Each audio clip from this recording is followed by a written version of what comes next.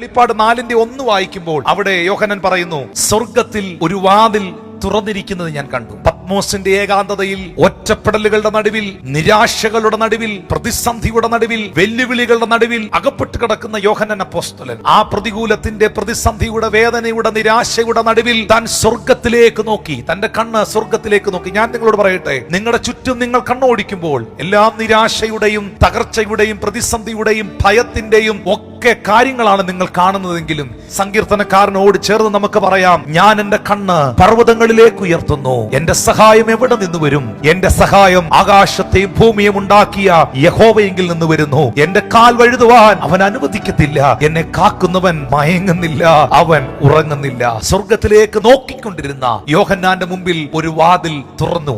ജീവിതത്തിന്റെ ഏതെങ്കിലും മേഖലയിൽ ഒരു വാതിൽ തുറക്കുവാൻ നോക്കിയിരിക്കുന്നവർ എന്നെ കേൾക്കുന്നുണ്ടോ? ജീവിതത്തിന്റെ സമാധാനത്തിനായി, സൗഖ്യത്തിനായി, ആത്മീക വർധനവിനായി സ്വർഗത്തിലെ ദൈവമേ ഒരു വാതിൽ എന്റെ മുമ്പിൽ തുറക്കണമേ എന്ന് പ്രാർത്ഥിക്കുന്ന ആരെങ്കിലും എന്നെ ശ്രദ്ധിക്കുന്നുണ്ടോ? ഞാൻ ഉറപ്പായും പറയുന്നു, പ്രതീക്ഷയോടെ കാത്തിരിക്കുന്നവർക്ക് വേണ്ടി യോഹന്നാന്റെ മുമ്പിൽ തുറന്ന വാതിൽ നിങ്ങളുടെ മുമ്പിലും തുറക്കട്ടെ എന്ന് യേശുവിന്റെ നാമത്തിൽ ഞാൻ പ്രാർത്ഥിക്കുകയാണ്.